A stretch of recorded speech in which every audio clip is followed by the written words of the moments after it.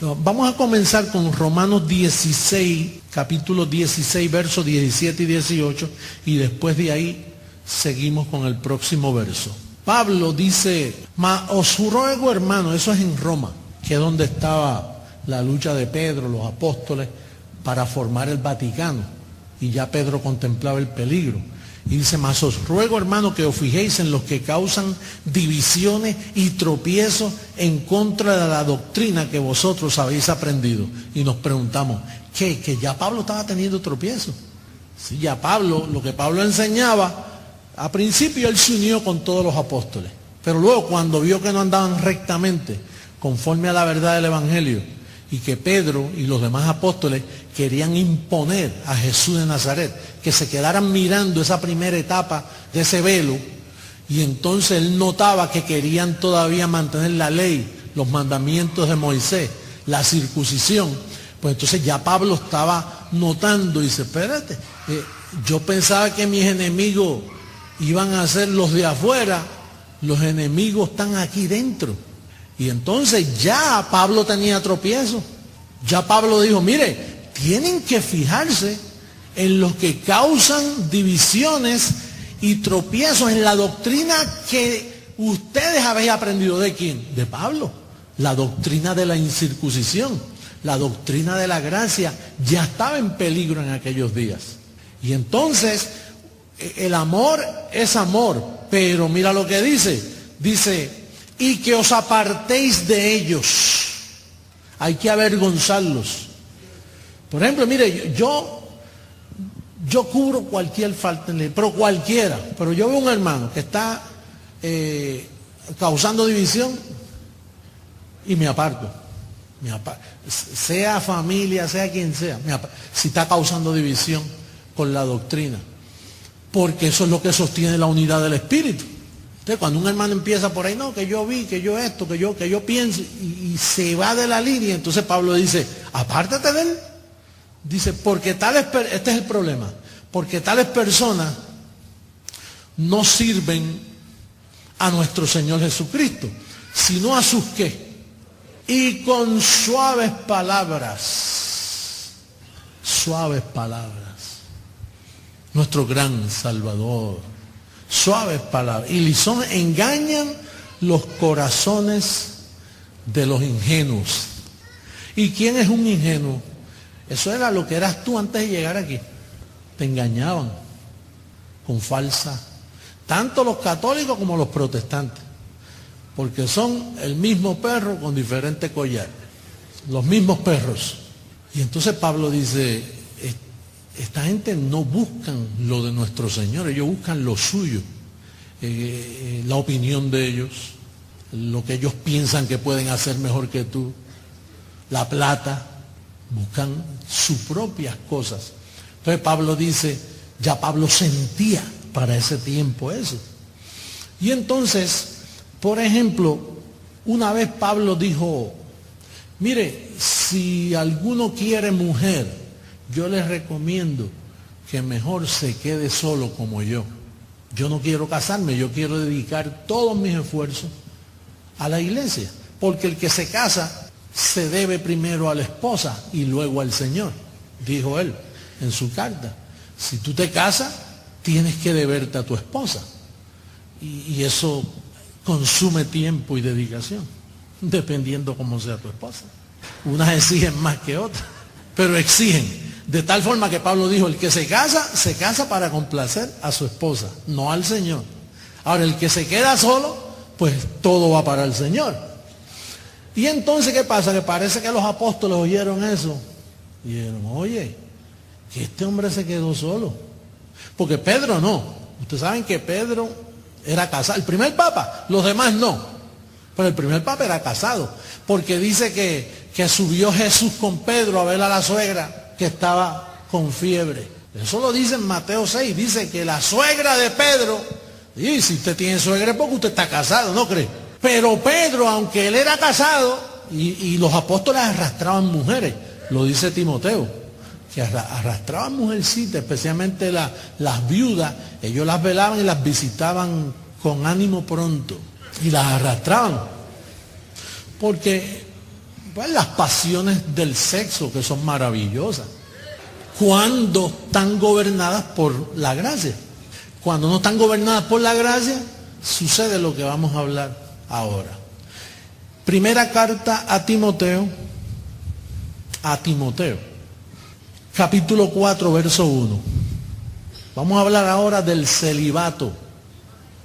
Hemos venido socavando ese sistema mentiroso católico y vamos a hablar del celibato cristalino, para no estar escondidos, dando a entender que hay error en lo que ha venido antes. Y también que no recibe niños que no vengan con sus padres, dando a entender que si vienen solo los niños, no los vamos a comer. Usted sabe que ese sistema católico está cayendo. Nosotros cantamos, ha caído, ha caído, ha caído, en el tesoro de la Iglesia Católica.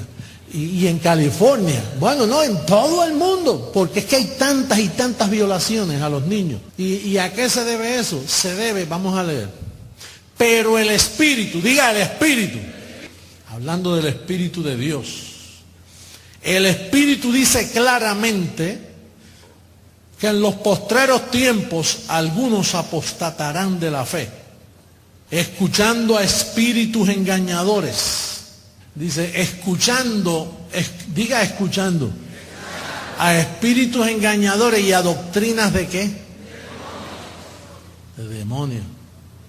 ¿Dónde uno escucha doctrina? En el parque de soccer, en las llamadas iglesias uno escucha doctrina. Aquí es que usted escucha doctrina. Hoy usted va a escuchar doctrina, pero no de demonios.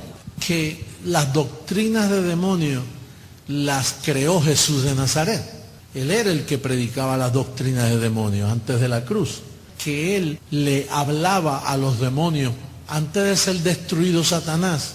Antes de ellos dejar de existir, porque ellos existieron antes que él muriera en la cruz. Pero mientras ellos existían, él hablaba con ellos y ellos hablaban con él. Le decían, mira, no nos eches fuera antes de tiempo.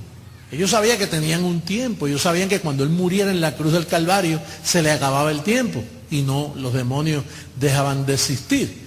Dice que daban grandes voces, no nos saques de aquí. Échanos en el hato ese de cerdo. Y entonces hubo una vez que eran muchos, era una legión de demonios y había un hato de cerdo así pastando. Y entonces los echó fuera de la persona y entraron en los cerdos y los cerdos se fueron por un risco y se mataron, se ahogaron porque había mar al otro lado. Y entonces ellos no creyeron en él porque se quedaron sin jamón, sin chuletas y... Entonces, ¿qué pasa? Que Jesús de Nazaret, al sacar tanto demonio, formó una doctrina de demonios. Pero ¿qué pasa? Cuando murió en la cruz, la doctrina de demonios cesó. Ahora Pablo dice, el que sigue echando demonios tiene doctrina de demonios. Si ya están destruidos, ¿para qué voy a echarlo fuera? Los que tienen la doctrina de demonios son ellos, porque ellos siguen todavía fuera. ¿Cuántos participaron de echar fuera? Diga fuera. Usted hacía eso, usted tenía...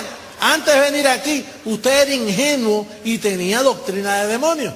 Entonces, el apóstol dice, escuchando a espíritus engañadores y a doctrina de demonios, por la hipocresía de mentirosos que teniendo cauterizada la conciencia, prohibirán que, ¿qué grupo religioso usted conoce que a sus líderes le prohíben casarse? El Vaticano, Roma. Y ya Pablo sabía que esa doctrina venía. Yo no sé cómo las naciones se tragaron eso. Jesús dijo que hay algunos que nacen eunucos, que nacen de nacimiento para no casarse, para no tocar mujer. Eso es un don, el don de abstinencia. Y si lo tiene, usted debe sentirse orgulloso de ese hijo que lo tiene. El problema es que sus familiares, como son ingenuos, y no tienen conocimiento, empiezan a llamarle al muchacho nombre. Dicen, mira, ten cuidado que ese muchachito lo medio raruco. Pero prohibir es diferente a tener el don de abstinencia. Y eso es lo que hace Roma, que le prohíbe, para tener todos esos sacerdotes, les prohíbe que se casen. Entonces, al prohibirle, ahí viene otro mandamiento encima, que el que prohíbe causa rebeldía. Y entonces, ¿de dónde salen todos estos abusos a tantos niños? Mire, no vaya a pensar que eso es fuera de Venezuela. Si quedan aquí sacerdotes católicos, aquí han habido escándalos así. Muchos. En vez de un discurso de esos tapabocas, Héctor, hay que buscarse los abusados por los sacerdotes. Pasen al frente y hacen, mire, aparecen cientos. Oye, y en eso Chávez es bueno. Chávez los echaría fuera de aquí para que no dañen más al país. Si el gobierno de aquí quiere que prosperen, que se vayan fuera de aquí, que se vayan para Roma. Porque ponerse una sotana para abusar de niños, mejor salga del closet y declárese, mire apóstol, yo tengo tendencia muy femenina y me encantan los hombres. Pues mira, entra la gracia para que el gobierno y la ciencia de la gracia te ayude con esa debilidad. No que te la quite, porque la gracia no quita eso. Lo que usted tiene que aplicarle es gracia para hacerlo correctamente. Marido de una sola mujer. Esa es la regla. El sexo lo hizo Dios y es buenísimo porque gusta, procrea. Bueno, cuidado con decirme que no, mire que muchos son ustedes, de algún lado ustedes salieron.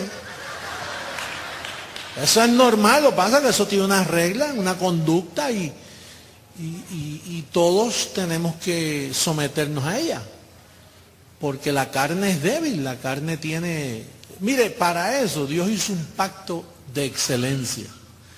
El pacto de la gracia, que es una ciencia que entra y no te quita la debilidad, pero te la regula con amor, porque te dice, tú eres mi hijo para siempre. No hay quien te saque de aquí. Pero gobierna con gracia tus emociones, tus deseos. Y llega el momento en que el muchacho aprende y se somete. Y la muchacha también aprende y dice, esto es incorrecto, esto es correcto, por aquí es el camino. Y los ángeles te guían y te enseñan. Pero eso de esconderse debajo de una sotana para estar abusando de niños, eso viene de la doctrina de demonios. Celibato, diga doctrina de demonios. Celibato, apostatar de la fe. Nuestro apóstol lo advirtió. Ya él venía respirando eso en Roma.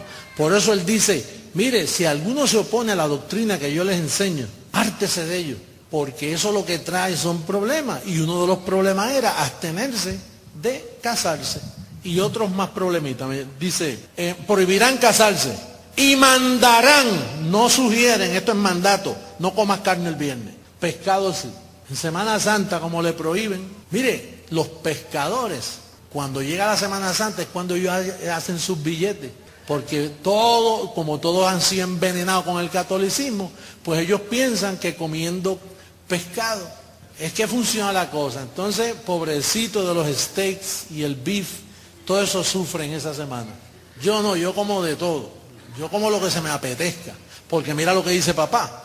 Dice, abstenerse de alimentos que Dios creó para que con acción de gracias participasen de ello los creyentes y los que han conocido la verdad.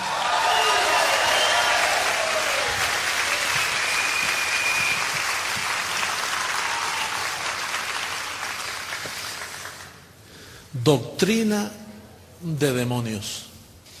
Y entonces así lleva el mundo 2000 años y nadie había dicho nada. Y los ponen en los periódicos y es como si no lo pusieran. Y no los pueden acusar. Ahí hay una joven que tenemos del ministerio que estuvo en Boston, Massachusetts. 2 curas la violaron, la ultrajaron. No la violaron, la ultrajaron porque ella era casada. Y entonces, ¿qué hizo la Iglesia Católica? Pues vamos a castigarlo. Uno lo enviaron para Roma para que siga ultrajando allá y otro lo enviaron para otro estado, para otro lugar, otro país, para que siga ultrajando en ese otro país. Entonces el cura que aquí violó 40 niños, pues entonces está todo bien, hermano, lo hemos expulsado. Lo hemos expulsado. Dígame para dónde lo expulsaron, para advertirle al otro país, porque allá va a violar más niños. Entonces ellos, como ellos fornican con el gobierno, pues el gobierno los protege y no los puede juzgar. Vamos a tirarlo al medio. A ese lo lastiman. Pero estas doctrinas de demonios siempre han estado en la iglesia. La tienen los protestantes y la tienen los católicos. Los protestantes echando fuera demonios. Se pasan echando fuera demonios. Y mire, y esto, hay gente que, yo conozco un caso en Puerto Rico que cogieron una hermana porque llegó con unos areticos. Y entonces era una congregación muy espiritual. Más bien muy legalista y carnal. Y entonces fueron donde la hermana porque tenía un demonio de Jezabel. Y entonces oraron por ella y dijeron, déjeme quieto, ¿cómo que usted orar? Y entonces a ella defenderse de eso, pues la agarró, mira demonio de... Y entonces cogieron y le partieron el brazo. Y bueno, salió de allí destruida. Porque esta gente piensa que en verdad tú tienes demonios, hay demonios de fumar, demonios de beber, demonios de... Cuando ellos le ponen nombre de demonio porque ellos predican doctrinas de demonios. Yo aquí en Caracas digo que todos esos grupos pentecostales, católicos, todo el sistema está en doctrina de demonios. Todos. Apóstol, y creciendo en gracia no. Creciendo en gracia es el gobierno de Dios. Me dijeron, ¿y de dónde usted sacó ese nombre? Ese nombre yo lo saqué de mi antecesor. Yo le pregunté a Jesús de Nazaret cómo debía llamar este ministerio y él me dijo, pues llámalo como yo comencé. Dice que el niñito crecía en gracia y en conocimiento. En Lucas 2 dice, ¿verdad que sí que lo dice así? El niñito crecía en gracia y conocimiento. Y bueno, pues nosotros también vamos a ponerle creciendo en gracia y conocimiento, porque la gracia es un conocimiento que afecta a toda tu vida. Y donde hay gracia pura, sin rudimentos, ahí no hay apostasía. Por eso fue que Lucas escribió y dijo, ¿hallará el Señor cuando venga de nuevo fe en la tierra? Pues mira, el Señor llegó un día a mí y yo hallé que no había fe. Yo, José Luis, fui el primer creyente después de 2000 años. El último fue Pablo y él dijo, después de mi partida se va a acabar la gracia, los van a reducir a esclavitud y de vosotros mismos os engañarán. Quiere decir que Pablo profetizó que después de su partida se iba a dañar todo. Vamos a verlo en segunda carta a Tesalonicenses. Capítulo 2, segunda. Capítulo 2, vamos a comenzar por el verso, el verso 1, vamos a comenzar de ahí. Pero con respecto a la venida de nuestro Señor Jesucristo y nuestra reunión con Él, os rogamos, hermanos, que no os dejéis mover fácilmente de vuestro modo de pensar, ni os conturbéis ni por espíritu, que es enseñanza, o ni por palabra, que es predicación, ni por carta como si fuera nuestra, dando a entender Pablo, van a haber otros libros como Santiago, Primera de Pedro, Segunda de Pedro, Primera de Juan, Segunda de Juan, Tercera de Juan, Judas y Apocalipsis. 8 libros, después de las 14 epístolas, hay 8 libros que es de otro espíritu, son los de la circuncisión, los que trastornan casas enteras. Y Pedro, el primer papa, era el presidente de esa organización. Ese era el Opus Dei de aquellos tiempos. Y ya Pablo sabía que después de su partida, él ya estaba por ser sacrificado. Dijo, ni por carta como si fuera nuestra. Si usted ve otra carta después de Hebreo, tenga cuidado que ahí hay otro espíritu, ahí hay otra predicación, ahí hay otra enseñanza. Mira que los teólogos de hoy han tratado de justificar a Santiago con Pablo. La teología de hoy no sirve. La teología de hoy está dañada. Cualquier niño nuestro sabe más que un teólogo de eso. El más nuevo aquí sabe más que ellos. Es más, con solo decir, Abba Padre, usted los pone a pensar, ¿por qué él dijo Abba Padre? No saben que el Espíritu que mora ahora en vosotros clama Abba Padre. No dice aleluya. Entonces dice, en el sentido de que el día del Señor está cerca. Oye, vuélveme al verso 1. Con respecto a la venida de nuestro Señor Jesucristo y nuestra ¿qué? ¿Reunión con quién? ¿Qué es lo que nosotros estamos haciendo aquí? Teniendo que, para reunirse hay que tener carne, cuerpo, sillas para sentarse. Y nuestra reunión con Él. Sigue adelante, por favor. Dice, porque no vendrá sin que antes venga la apostasía. Gracias a Dios por la apostasía. Porque para venir el Señor tenía que estar la apostasía. Por eso cuando el Señor se integró a este cuerpo, cuando el Señor vino a mí, se integró en mí, que me puso la mente de Él a pensar como ustedes ya conocen, pues yo lo que encontré, vi que nadie estaba en fe. Nadie. Y mire, yo conozco, aunque sea en los dos idiomas, inglés y español, todas las escuelas de interpretación, todos esos libros que usted ve en las librerías, todo eso yo lo conocía y no encontraba fe. Bueno, cuando yo me levanté al otro día, después que vino esa figura y entró en mí y comenzó a enseñarme, cuando yo me levanté al otro día, yo comencé a estudiar la Biblia de nuevo con otros lentes. Porque es que yo no vi eso. Y yo no vi eso, y yo no vi eso. Y mi ex esposa me dice, ¿pero qué es lo que te pasa a ti? Yo dije, pero tú no lo ves escrito ahí. Es que solo yo lo veía, pero está escrito. Y entonces comenzó la mente de Cristo a presentarme las epístolas de Pablo, no en la letra, sino en el espíritu. Eso él lo tuvo oculto. Por eso yo digo, ¿y por qué eso no se veía antes? Lo que yo digo, porque si yo llegara con un mensaje personal, algo que yo solo lo he dicho yo, pero es que yo no he dicho nada que lo que está escrito.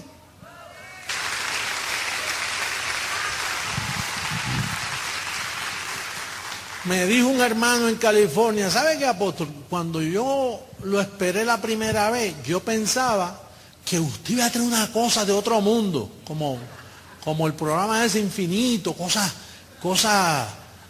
espeluznantes.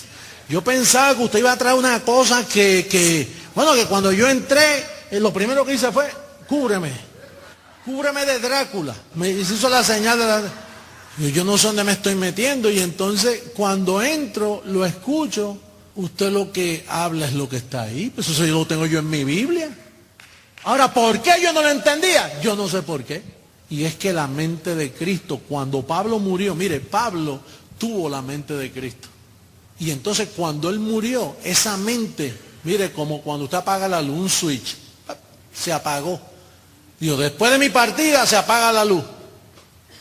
Y entró un periodo de obscuridad que duró hasta el 1973, cuando prendieron la luz. Prendieron la luz en mi cabeza, y cuando se prendió la luz, yo no soporté eso. Yo vi todo tan claro y comencé a hablar y no paraba. Y yo dije, ¿qué es esto? Y donde quiera que me metí, y hablaba, y me ganaba 5 y perdía 3. Es como cuando usted se monta en una correa eléctrica esa al aeropuerto, pero al revés. O sea, que usted cree que está avanzando y está en el mismo sitio. Y me ganaba 10 y perdía 5. Y tenía 20 y en un viajecito cuando tenía 5 y así. Porque es que la gente decía, pero es que esto es muy fácil. No puede ser que sea tan fácil. Que yo estoy bendecido con toda bendición. Es que el hombre siempre quiere pagar por las bendiciones. El hombre, el ser humano, es incurablemente religioso. Él quiere que le prohíban. Mire, cada religión tiene su libretita de mandamientos. Para yo pertenecer a la iglesia tal, no puedo vestir de esta forma. La otra tiene otra prohibición. La otra toma la Santa Cena toda la semana. La otra una vez al mes. La otra 2 veces al año. Bautismo por inmersión. El otro bautiza, pero tiene que estar vestido de blanco. El otro bautiza en el nombre del Padre, del Hijo y del Espíritu Santo. No es en el nombre. El otro bautiza en el nombre de Jesús, porque ese es el nombre. Y hay una de variedad en cuanto a lo que ellos creen, que es increíble. ¿Por qué? Porque la mente de Cristo no estaba. ¿Por qué en el ministerio Creciendo en Gracia, en todos los países que estamos, que ya yo no sé ni cuántos son, todos hablan lo mismo? Eso es un misterio. Que todos, acá dicen bendecido, allá dicen bendecido. Acá dicen Abba Padre, allá. Es más, cantamos lo mismo. Y me sentí que estaba en Miami, que estaba en Bogotá, que estaba en cualquier país nuestro. Todos cantan, es una misma mente, un mismo sentir, un mismo parecer. Eso, mire, eso nadie lo había logrado en toda la historia. Eso solo se ha logrado por causa de la gracia. Porque la gracia te lleva a pensar lo mismo. Solícito en guardar la unidad del Espíritu. Que todos hablen una misma cosa, en un mismo parecer. Eso es difícil lograrlo. En una iglesia protestante por ahí, es más, hasta de la misma denominación, la Iglesia Bautista del Norte y la Iglesia Bautista del Sur de Caracas, ambos predicaron diferentes cosas el domingo, porque ellos no andan en la unidad del Espíritu. Y cuando van a las reuniones mensuales, todos esos ministros, todos difieren el uno del otro, todos. Dicen, no, yo no creo así. Ah, pues yo creo así. No, pero yo experimenté así. Y es todo diferente.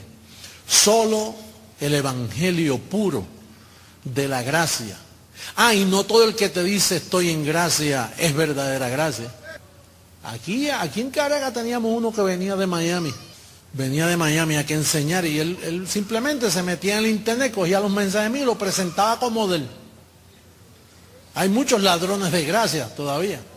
Porque es que la gracia es una doctrina única, es una doctrina que te coge tu vida. Mire ese poema, qué belleza de poema, qué lindo estaba ese poema, la experiencia de ella, porque eso es lo que hace la gracia, te va transformando, te va llevando individualmente, va formando tu vida. Y la gracia te hace que te concentres en ti, no en los demás, no en el otro. Tú no miras al otro, tú te miras a ti. Se cumple lo que Jesús de Nazaret dijo. No mire el espeque o el árbol que tienes en tu ojo sin mirar. Primero mira la viga que está en tus ojos antes que mire la de los demás. La gracia te concentra en ti. La gracia trata con tu ser. La gracia te saca medida. Tarda años en sacar quién verdaderamente tú eres. La pobreza hace mucho daño. El haber sufrido, el haber no tenido, cuando comienzas a progresar y comienzas a tener, tu personalidad comienza a sufrir cambio. Hasta que Dios saca la medida, hasta que llegues a la estatura de un varón perfecto, transformando tu mente. Dice, pues no vendrá sin que antes venga la apostasía y se manifieste el hombre de pecado. ¿Qué es el hombre de pecado? ¿Un solo hombre? No. El hombre de pecado es el que enseña que todavía hay pecado. Mire, Juan fue un hombre de pecado. Él se atrevió a decir, Juan, hijito, si alguno dice que no tiene pecado, la hace al mentiroso. Y eso parece muy bueno. Juan dijo, hijitos míos, si alguno dice que no tiene pecado. ¿Por qué Juan dijo que no tiene pecado? Porque Pablo decía que con una sola ofrenda Él te hizo perfecto para siempre. Porque Pablo dijo que Cristo murió y quitó el pecado del medio. Entonces Juan se oponía a Pablo con palabras suaves, lisonjas. Hijitos míos, cómo amo a Jesús. Si alguno dice que no tiene pecado, hacen a mi Jesús mentiroso.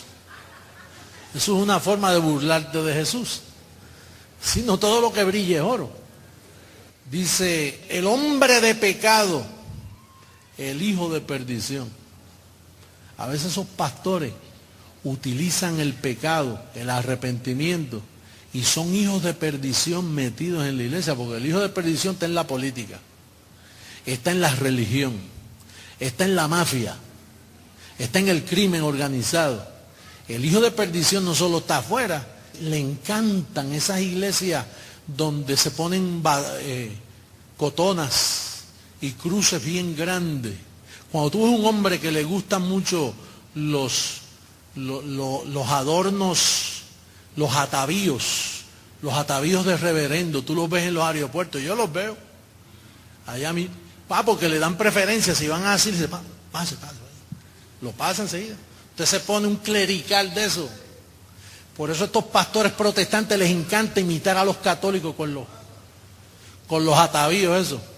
y son hijos de perdición. Les encanta que los pongan en el primer lugar, y si se lo merecieran, pero no son llamados a eso. Son hijos de perdición que buscan los suyos. Usted tiene que tener cuidado con eso. No todo el que le habla suavecito, y no todo el que le dice Dios te bendiga, te está diciendo algo bueno. Mejor, mira, mejor mándame paz y no me diga Dios te bendiga. Me duele menos. El cual se opone y se levanta contra todo lo que se llama Dios o es objeto de culto, tanto que se sienta en el templo de Dios. Mira, el templo de Dios es la mente. Y ahí se te sienta Roma. Se sienta en el templo de Dios como Dios, haciéndose pasar por Dios. Está sentado en la mente de miles de venezolanos.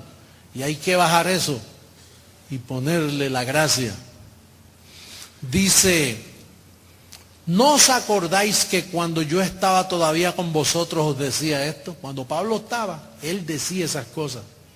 Porque ya está en acción el misterio de la iniquidad, que eran los apóstoles y la iglesia romana, el Vaticano, el papado. Esa era la acción del misterio de iniquidad. Especialmente Juan, el discípulo que se les recostaba a los hombros a Jesús de Nazaret. Ese era el peor de todos. Y junto con Pedro, que competían casi iguales.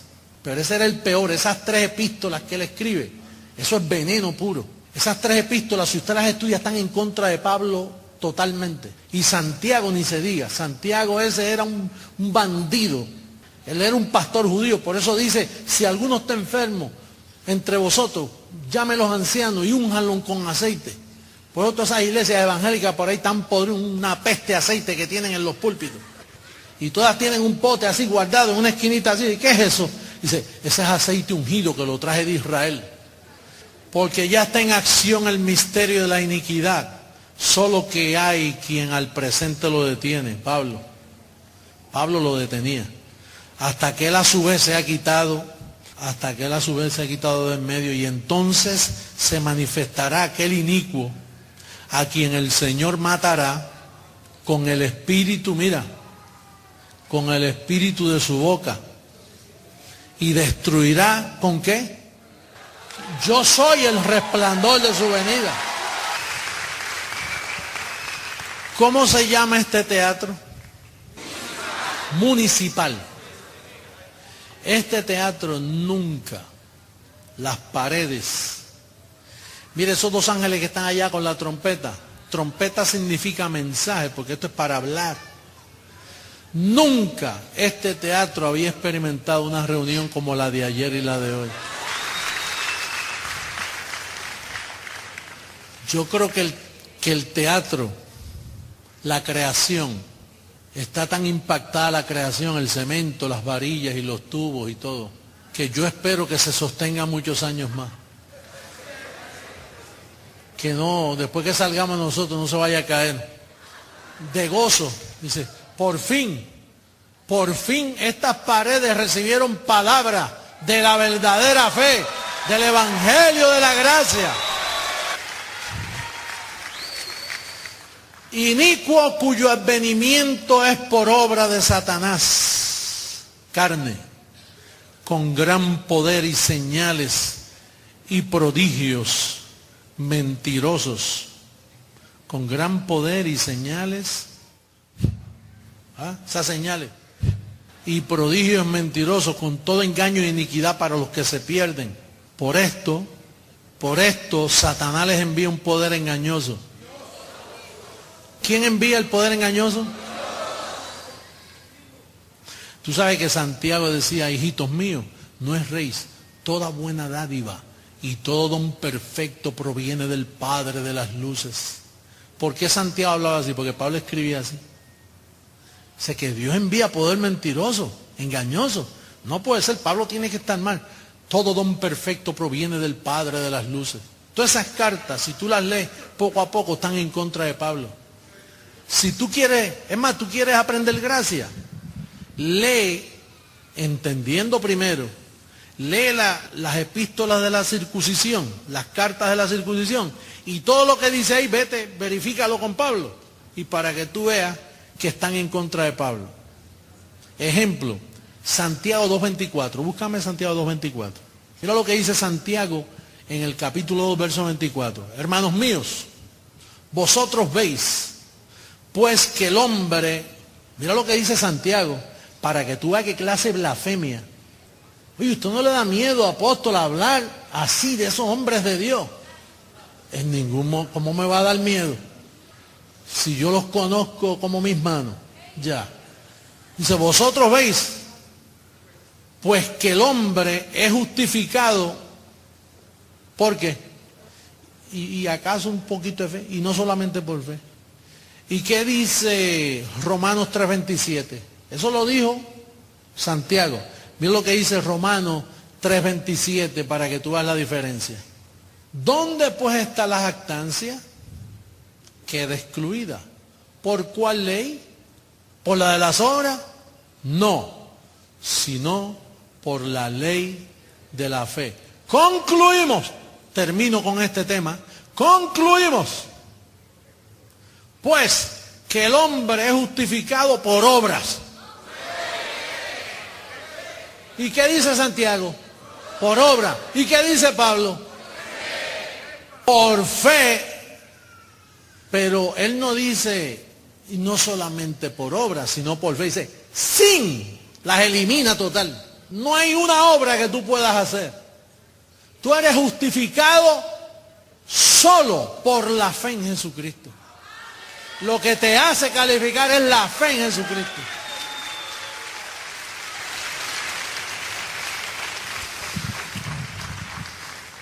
Entonces, en esta mañana hemos concluido unas verdades irrefutables que cualquier persona que tenga dos dedos de frente y que ame la verdad, porque Isaías dice que solo los que aman la verdad entrarán por sus puertas. Si usted no ama la verdad, usted se va a ir de aquí, yo no sé ni cómo se va de aquí. O usted fue dañado de fábrica, o usted en la mente lo que tiene es gusarañas y animalitos. Si usted no entiende esto, entonces yo no sé en qué usted ha creído. Pero hemos hablado claro, con evidencia bíblica, ¿sí o no? Entonces concluimos que Santiago, ese libro, fue uno de los que Pablo nos advirtió como por carta, como si fuera nuestra. Santiago fue un miembro de la circuncisión, asistente de Pedro, criminal. Se unieron con los demás apóstoles, Pedro, Jacobo, Juan, para darle muerte a Pablo, diciendo, no conviene que este hombre viva. Lo mataron en Roma, lo mató Pedro, sugerencia de los apóstoles. Hombres inicuos. Apóstoles, ¿y por qué Jesús de Nazaret los escogió? Él escoge así, escogió a Faraón para endurecerlo. Él escoge como él quiere. Escogió a Pedro porque era un ignorante que no conocía nada de las Escrituras. Se buscó a alguien que no descubriera quién era él. Escogió hombres malos y perversos, como Juan, como Santiago, hombres malos, para el propósito que él tenía. Cuando el profeta dijo, los abandoné por un poco de tiempo, 2000 años, pero luego los recogeré con abundancia de misericordia. Bendecido. Caracas, vamos a estar en pie los músicos. Bendecido. Los amo mucho. Papi, te amo.